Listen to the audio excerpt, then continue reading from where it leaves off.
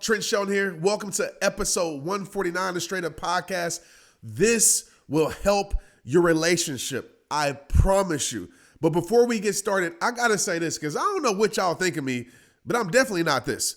So I was at a gala in Atlanta this past weekend, and this lady comes up to me and she was like, "My friend told me your name is Trent." And I was like, "Yeah, I'm Trent." And she was like, "Trent Shelton?" I was like, "Yeah." She's like, "Oh my gosh, like you're the social media relationship expert." And I was thinking like, dang, is there another Trent Shelton on social media that talks about relationships? And she was looking at me confused because I was confused. Because I was looking at her confused. Like, she was like, "Do you not know who you are?" And I was like, "You sure you got the right person?" "Yeah, you're Trent, right? Like RehabTime." I was like, "Yeah." She's like, I said, "I'm not a relationships expert. I don't know who gave you that title or who gave me that title, who told you to give me that, whatever it is. I'm not that." I said, "I'm a common sense expert." And she busted out laughing. I laughed too because it's funny, but it's true. Like, I'm not an expert at anything, I don't feel like. I'm an expert at being who I am, an expert at trying to live this life the best way I know how to, an expert at being imperfect, an expert at progression, an expert at growing, right? All the things of life that come with it. But I will say, if I had to give myself a title, I am a common sense expert. I'm an expert at common sense. And today is another episode of Common Sense. I want to jump right into this. I'm going to tell you right now, like, listen to this with your significant other. If you're single, I would tell you to listen to this so when you get into a relationship, this can help your relationship. If you're currently in a relationship, this will help your relationship. I want to talk about 4 or 5 things that you can apply or stop doing that's going to immediately help your relationship. Let's go ahead and get into this. Number 1, you have to embrace feelings. I'm going to take my time with this. I've been guilty of this. Oftentimes, we reject feelings because we always want to be right. We have a lot of people in relationships that always want to be right. And I want to tell you this right now. Even when you are right, you are wrong. If it doesn't help the relationship come together, your rightness, it is going to be wrong. If somebody walks away upset, angry, feeling unappreciated, unloved, all those things, no matter how right you are, it is still wrong. In relationships, you have to provide, I like to call it a safe space in your relationship, a space where a person can come share their feelings. They can be vulnerable. They can be transparent, and they know they won't be judged. They know they won't be criticized. They know they won't feel awkward because you're making them feel a certain type of way, because every time they share their feelings, you go against their feelings. Every time they share their feelings, you make them feel like they're wrong. Every time they share their feelings, you're always trying to prove yourself right. And when that happens in relationships, it creates isolation within a relationship because a person now doesn't want to share their feelings because they don't feel seen, they don't feel heard. And when you don't feel those things, you don't feel loved. So when you create this safe space in your relationship, no matter, put aside you being right, okay? Put aside you proving a point. Put aside you listening just to reply with a rebuttal. Put away that and just listen to understand. Because how someone feels, whether you agree with it or not, how someone feels is real. And this is not just in romantic relationships. This is just in general. Their feelings might not be right to you, but it's real for them. So you have to embrace their feelings. If they feel like, "Man, I don't feel valued," it isn't your job to rebuttal that by telling them how much you value them and what you do. Of course, you can say how much you value them, right? But what you do and you get angry and say, "I've done this for you, I've done that for you," and now they don't feel heard. Now they don't feel seen. Now they don't feel appreciated. And what that creates is silence. And silence is a killer to relationship. When you can't communicate with your significant other, when you can't communicate with the one that you love, and silence is created, a lot of things happen. Because when silence happens, a lot of things disconnect. When you can't connect your feelings, you can't connect how you feel to your significant other, right? Disconnection happens. Disconnection of love. Disconnection of appreciation, right? Disconnection happens, and now you're connected to assumptions. Oh, this person don't care about me. This person don't love me. Oh, this person must care about other things, right? And all these things happen because we don't embrace feelings. You got to let somebody know that this is a safe space for you. You can speak how you feel, even if how you feel goes against what I feel. You can speak how you feel, even if how you feel isn't painting me in a good picture, right? If I feel, man, I don't feel like you show me love. I don't feel like you show me appreciation. I don't feel like you show me support. A person should be able to express how they feel and feel safe. But what happens in relationships often is that a person becomes scared to express how they feel because they know they won't be embraced with how they feel. They will be criticized by how they feel. They will feel less because they feel like something's wrong with them. And so I just want to tell you, if you're listening to my voice right now, one of the most beautiful things that you can do, most powerful things in your relationship, and I failed at this at times. My relationship has failed at this at times. And when we have failed at this, there's been disconnection there. There's been assumptions there. And so in your relationship, one of the best things that you can do is to create a safe space. You say, hey, babe, like whatever it is that you're feeling, if you're feeling I ain't doing this enough, if you're feeling that, you know what I mean, I ain't spending enough time with you, I'm not doing this, please let me know. I want to know how you feel so I can fix it. I want to know how you feel so I can comfort you. I want to know how you feel so I can help this relationship grow. But if every time they bring their feelings to you and you reject it, they'll stop bringing their feelings to you. And they'll bring their feelings to, Lord knows, social media. They'll bring their feelings to their friends. They'll bring their feelings to nobody, keep it to themselves. And that's when you start to lose the person that you once knew, right? That's when that person starts to change in front of your eyes and you wonder why they're changing, because they don't feel safe in actually expressing the things they need to express, right? Financially, how they feel, right? Maybe some things, they feel we need to save here or do this. They need to express how they feel, right? Maybe they want something more for you. They need to express how they feel. You shouldn't get offended because they want something more for you. And this isn't to say that you can't express how you feel. But when there's a safe space for both people to express how they feel and not be judged by it, because that's a big thing, right? When there's a place of judgment, then disconnection happens because people don't want to share, because one of the biggest fears in people is the fear of being judged. But when a person knows that I can bring all of me, all of how I feel to this, and I know that I'm going to be embraced, I know that I'm going to be understood, then that relationship becomes beautiful because you're not keeping things away from each other.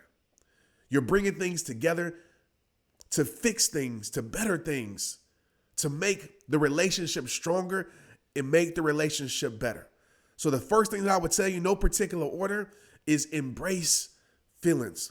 The second thing I want to tell you, all right, this will help your relationship. You have to grow together. Now, I'm all for growing separately, right? You have your separate goals. Their goal ain't got to be your goal and vice versa.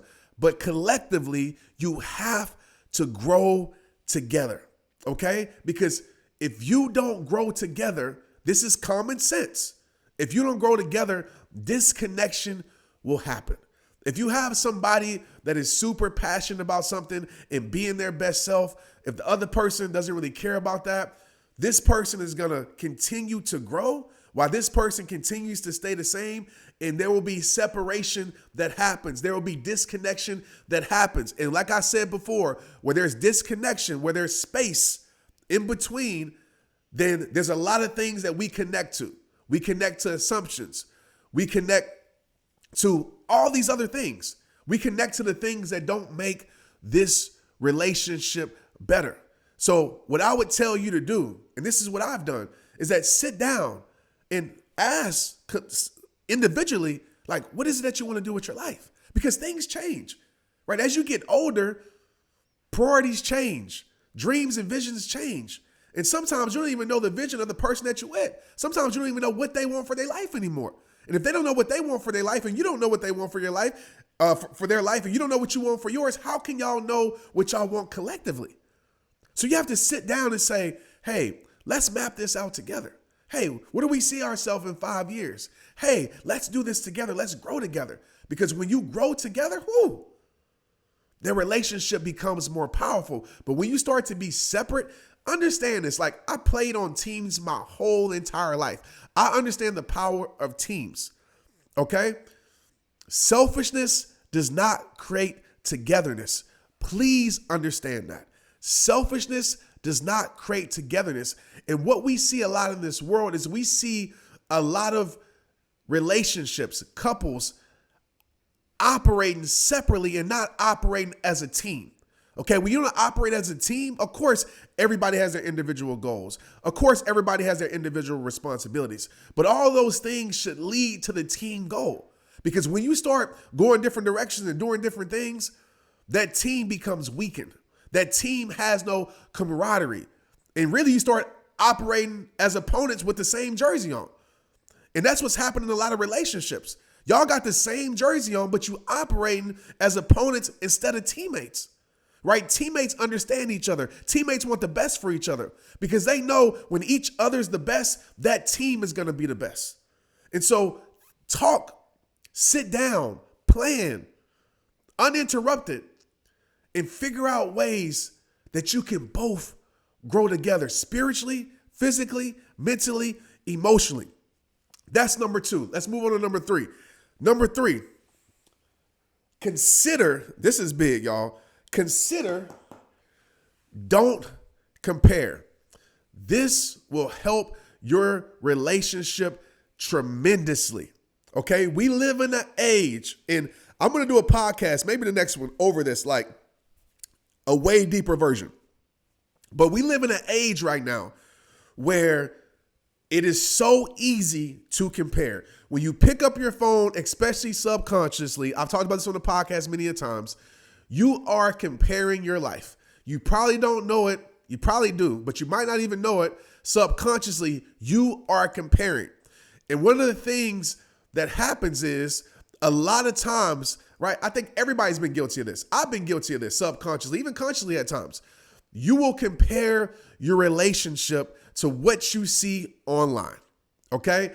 And this is one of the biggest mistakes ever. The reason I say consider, okay, it's nothing wrong with considering information, right? This podcast right now you're listening to, you're considering information. I don't expect you to compare your relationship to mine. I don't expect you to compare, your relationship, but you can consider, right? It's nothing wrong with considering, say, this seems like a good idea to do. Let's consider this. And we talk collectively to see if it works for us, because just because it works for that relationship, that couple, doesn't mean it's going to work for you.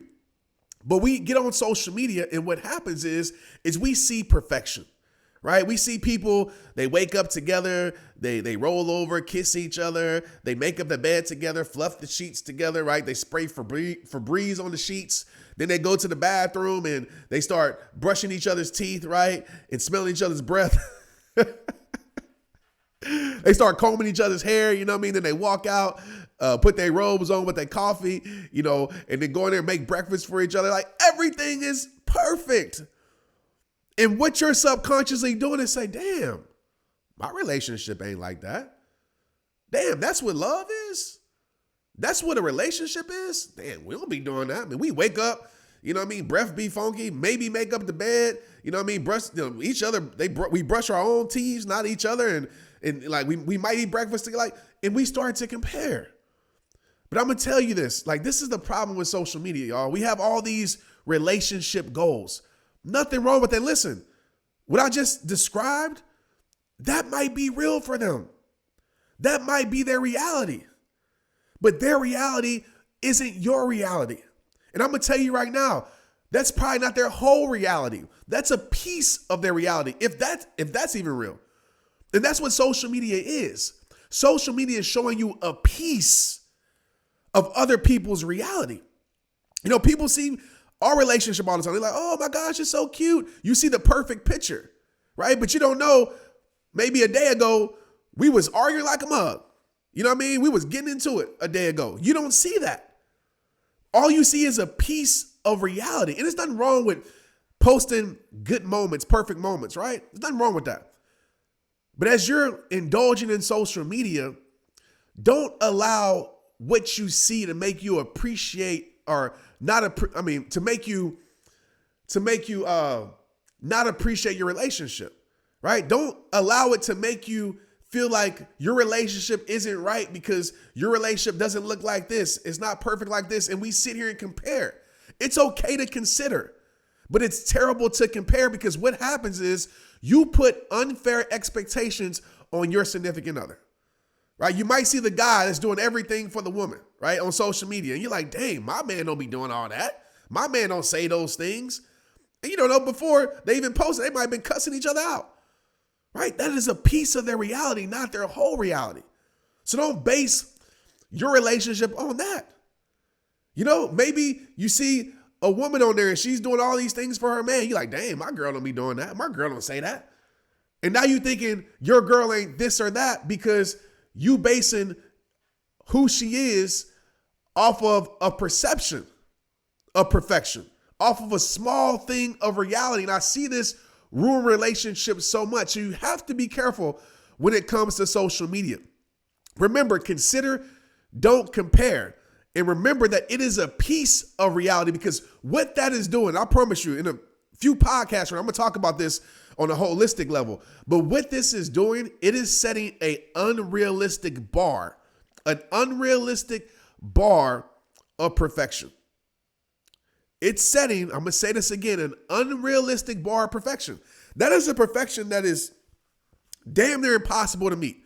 It probably took them 10 takes to make that perfect cuddly, I love you reel or post on social media, right? It's an unrealistic bar of perfection. And now what's happening is you're measuring your relationship based upon this unrealistic bar of perfection. Okay? Stop doing that. Learn to love yours, appreciate yours, value yours. You know what you need to work on. You know, right, what's real. So don't look out in social media and make you not appreciate someone that's great in your life just because they're not doing something that's perfect that was shown to you on social media. Okay? So number 3, consider, don't compare. Number 4, okay, this will make your relationship better. Lead and follow. I'm not all the way into, and this is me, right? This is my perspective. I'm not all the way into, certain roles. Like, this is your role. You're the stay-at-home mom, so you need to do this and this and this and this. No, I'm more into there's certain things, right, that each other might do better. But if something needs to be done and I'm able to do it, I'm going to do it. I'm not going to just leave it and say, okay, this is your job, so you do it. Nah, but I will say this. In relationships, we have to know when to allow someone to lead, okay? We have to know. So if your man or your woman has made a decision to do something, don't second guess their decision. Don't second guess and question their lead. If they are confident in their lead, confident in their decision to go do whatever it is, maybe it's to start a business, maybe it's to, make a decision, support their decision. And even if that decision ends up not being the right decision, it's not your job to make them feel less. It's your job to support them. They need to know that they're backed by you. And that's a big thing in relationships. A lot of times we don't think that our significant other has our back. Because every time we try to lead, it's a thing. You're not doing it right. Or I need to help you with this. And it's okay to be helped. But it's times to make somebody feel valued. You want to make your significant other feel powerful and loved and seen. Let them take the lead on certain things and trust them with it. And it's okay to follow at times. I think in relationship, you got to have both. You got to have times where you lead in the things that you're confident in and know that your man or woman got your support, got your back. Even if you make a mistake, you know they ain't about to criticize you and condemn you. They're just going to help make it right to collectively. And there's times when you got to allow them to lead. And you got to make sure that you're not the one that is making them feel a certain way if they made the wrong decision or making them not feel confident in leading, right? You got to make sure that you make them feel more confident as a leader. Like, you got this, babe. You got this. And I'm right here with you. If you need me, I'm right here. But I'm trusting you to make the decision. I'm trusting you to make the call. I'm trusting you to elevate it. I'm right here, got your back. Okay? I'm not going to sit here and jump in and give my 2 cents and try to lead. No, I'm going to allow you to lead. And right now I'm going to follow. And when it's my time to lead, I know you're going to do the same thing. So if you want to help your relationship, let your significant other do what they do and support them when they do it. Last thing I want to talk about, maybe the last thing. I hope y'all getting something from this, by the way. Last thing I want to talk about, and this is a big one. This will help your relationship. I guarantee it. Fulfill needs. Don't ignore needs. Don't refute needs. And I will say this, right? And this is a matter of opinion, but we do have to have somewhat realistic needs, right? I'm not telling you to have some wild needs that's way outside the box, that, you know, that person has never been committed to fulfilling those needs ever in life, right? And that's the thing too. I'll start right there. Like, a lot of times when we start in relationships, because it's so fresh, it's so new, you know, we're so committed to fulfill each other's needs, right? When we're dating, when we're trying to win that person, we do anything it takes to win that person. And then once we get that person, we stop doing what it took to win that person, right? We stop doing certain things because we become complacent. And listen, it's life. Anything that you're in for a while, you will start to become complacent unless you're intentional with not becoming complacent. So when I talk about fulfilling needs are very important to make someone feel valued and giving them what they need. They need to know they can come to you, whatever those needs are, right? Whatever those realistic needs are that you know that they need. And even if you don't know that they need it, they should be able to come to that safe space and say, I need this right now. Whether it's a conversation, whether it's intimate time, whether it's time apart, not necessarily like complete separation, but maybe they need their alone time. They need some me time. They should feel confident that you are going to fulfill their needs. And I'm going to take it a step further. A relationship becomes beautiful when you become addicted to fulfilling their needs. When you become addicted to giving them their high, when you become addicted to giving them their support, when you become addicted to giving them what they need, because when you do that in return, you set the tone. In return, they want to give that right back to you. But I will tell you this, and I want you to hear me clear. Ignoring your partner's needs and still expecting a beautiful relationship is like ignoring your plants need water and still expecting a beautiful garden. It's impossible. You would never ignore your plants by starving them of water and expect that garden to be beautiful. It's the same in your relationship. You can't expect your relationship to be prosperous, to be beautiful, by ignoring the needs of your significant other. I don't like to use the word job, but your duty is to fulfill those needs. And when you fulfill those needs, it shouldn't feel like a burden. It honestly shouldn't feel like a job. You should find pleasure in fulfilling those needs, right? You should be elated to fulfill those needs because you want to make that person feel supported, feel loved, feel seen, feel beautiful. But when we get away from fulfilling those needs, then that monster comes. That disconnection. And where there's disconnection, anything can fill that space. I want to be clear again. I'm not telling you to do some crazy stuff that's against what you stand for. That's just too much, right? Like massage my back every minute of the day, right? I'm not talking about that. But I'm talking about those realistic needs that you used to do, maybe that you stopped doing. Or now that you feel it's a burden, instead of actually feeling privileged to do it. Because you're in a position and that person has come to you. Like, take it as an honor. That person has come to you to make them feel great, to make them feel good. And I'm not just talking about intimacy.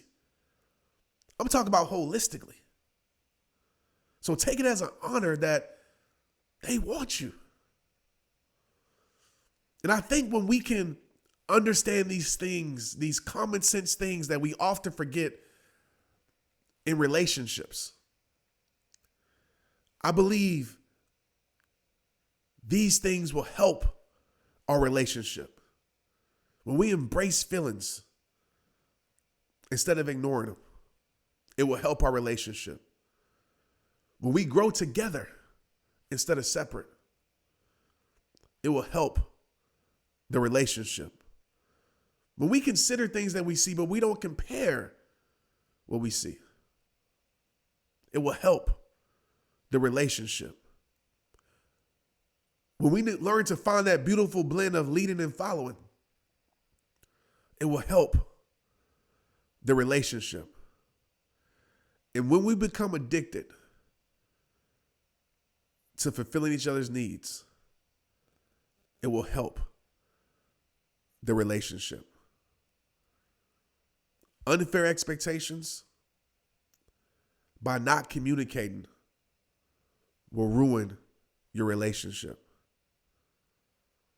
Communication is the oxygen to your relationship. Without it, it will die. Communicate openly and communicate often. And most of all, respect how each other feels. And when your relationship can get to that place, it becomes unstoppable. Right? Relationships should be like wine. It should get better with time. Time shouldn't have the power to kill your relationship. Time should be the thing that strengthens it. But like I say at the end of every single episode, it all starts with you. It's rehab time. Let's get it. If you got something from today, I want you to share this on social media, Instagram, tag me, get in my DMs, right? Create some cool reels and stories, and I'm going to be sharing it. But the most important thing for me is share this with somebody. Share this with a couple that can use it. Share it with your brothers or sisters or teachers. Like, you just never know, even people who aren't in relationships, because these common sense things are very important. I appreciate you. Thanks for rocking with me. And I'll see you on Wednesday for some more common sense. Straight up.